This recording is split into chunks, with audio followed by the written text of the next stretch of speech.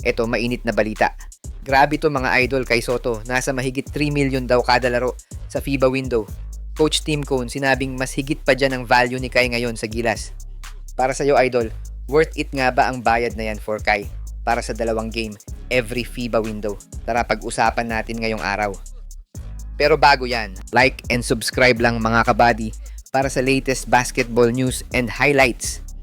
Sa mga gusto pala manood ng laban ng Gilas sa FIBA World Cup qualifiers nang walang delay at free for life, magbibigay po kami ng free live streaming link. All you have to do is i-like lang po ang aming Facebook at YouTube channel para mabigyan po kayo ng unlimited access sa mga sports games sa buong mundo. Sa usapin ng Gilas Pilipinas, iisang pangalan ang halos laging lumulutang kapag pinag-uusapan ang future ng national team, si Kai Soto. At kamakailan lang, naging usap-usapan ng balita tungkol sa umano'y bayad sa kanya kada laro sa FIBA window na sinasabing umaabot ng higit 3 milyong piso bawat window. Pero ayon mismo kay Coach Tim Cone, kung tutuusin, mas malaki pa raw ang value ni Kai kaysa sa numerong yan. Grabe pakinggan, di ba? 2 games lang bawat window pero milyon agad ang usapan. Kaya ang tanong ng maraming fans, worth it ba talaga ang ganitong bayad para kay Kai Soto? Para kay Coach Tim Cone, simple lang ang sagot.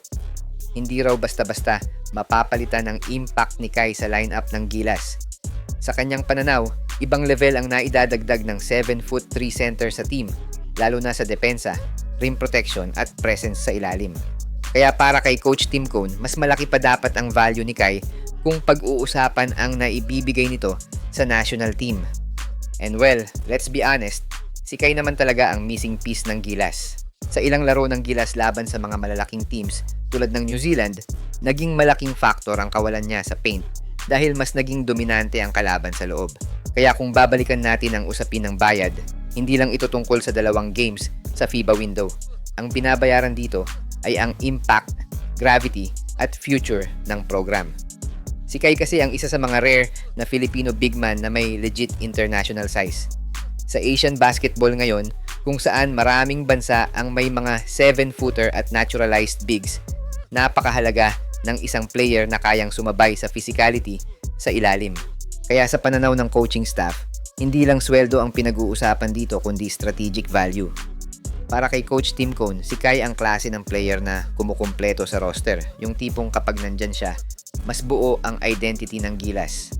Pero para sa'yo idol, kung ang isang player ay kayang magbigay ng defensive anchor, international size, at pag-asa para sa future ng Philippine basketball, worth it ba ang mahigit 3 milyong piso kada laro para kay Kai Soto?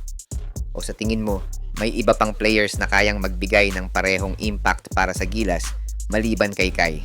Siya nga pala mga idol, sa mga naghahanap ng legit na Gilas jerseys at iba pang paraphernalia ng Gilas, pwede mong i-click yung product link sa gilid ng aking mga video at makikita mo na sa kanan ang lahat ng legit stores na nagbebenta ng mga high quality merch ng Gilas. Maraming salamat mga idol.